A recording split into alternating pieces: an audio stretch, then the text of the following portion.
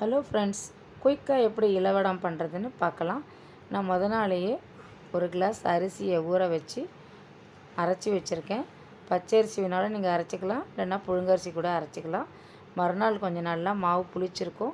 ஜீரகம் போட்டு நல்லா கலந்துட்டு இந்த மாதிரி தட்டில் எண்ணெயை தடவி கொஞ்சம் கொஞ்சமாக மாவை எடுத்து இதை மாதிரி நம்ம நல்லா தடவிட்டு இட்லி பானை தட்டில் அல்லது கடாயில் வச்சு வேக வச்சுக்கலாம்.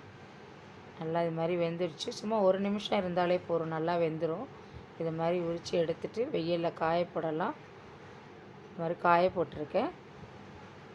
நல்லா இது காஞ்சிருக்கு. இப்போ பாருங்கள், இப்போ நம்ம பொரித்து பார்க்கலாம். இது உடம்புக்கு ரொம்ப நல்லது. இது குழந்தைங்களுக்குலாம் அவ்வளோ ஒரு நல்லது. பாருங்கள் எவ்வளோ பெருசாக புரியுறதுன்னு. சூப்பர் டேஸ்டான இளவடம் ரெடி. Thank you friends.